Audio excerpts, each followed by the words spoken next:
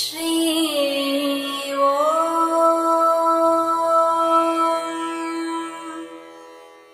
శ్రీ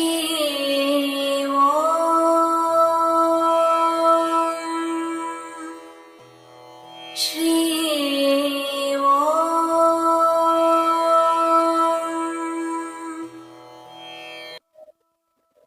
శ్రేయం. మనమందరూ జగద్గురు గురించి చూస్తున్నాం కదా.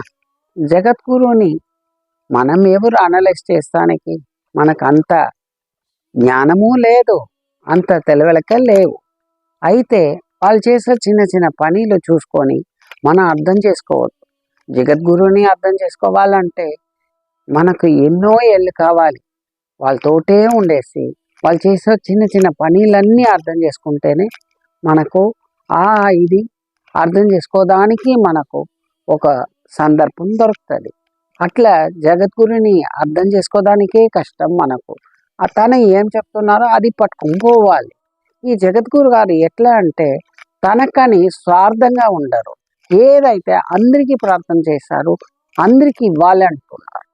ఏది నాకు దొరుకుతుందో అది మీ అందరికీ అంటున్నారు.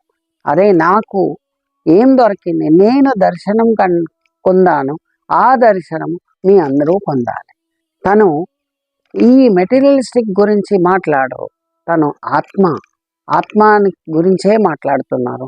మీ ఆత్మాని మీరు రియలైజ్ చేయండి, పైకి రండి. మీ ఆత్మాని రియలైజ్ చేయండి, పైకి రండి. ఇది ఒకటే. ఈ ఆత్మాని రియలైజ్ చేసి పైకి రావాలంటే తను మన కోసం ప్రార్థన చేస్తున్నారు. ఈ మనుషులు అందరూ ముందుకు రావాలి, అందరూ పొందాలి.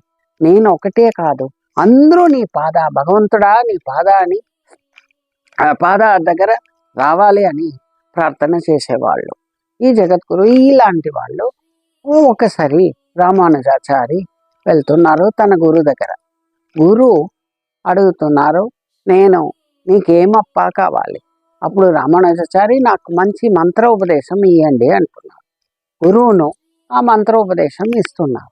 మంత్రోపదేశం ఇచ్చేసి గురువు చెప్తున్నారు, అయ్యా ఇది ఎవరికి చెప్పొద్దు, ఇది నీది, నువ్వే పెట్టుకో, ఎవరికి చెప్పొద్దు.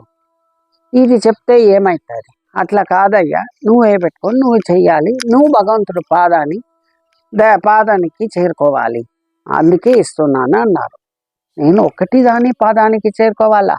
ఎందుకు? మనుషులు అందరూ ఈ మంత్రం చెప్తే చేరుకోవచ్చు కదా అని అనుకొని తను ఏం చేస్తున్నారంటే ఒక గోపురం పైకి నిల్చుకొని ఆ మంత్రాన్ని మనుషులు అందరినీ పిలిచి ఆ మంత్రాన్ని జోరుగా చెప్తున్నారు. అందరూ వినండి, ఈ మంత్రం మీరందరూ జపం చేస్తే, బాగా చేస్తే మీరందరూ భగవంతుడు పాదాన్ని పొందుతారు అని చెప్తున్నారు. అందరికీ చెప్తున్నాం. దీని నుంచి మనకేం తెలుస్తుంది? మనకని ఆయనకి ఏం దొరికితేనో మనకిస్తున్నారు. అయితే జగద్గురు అనేది మనకు మన ఆత్మ వెలుతురుని తీసి మనకు జ్యోతిని ఇస్తున్నారు.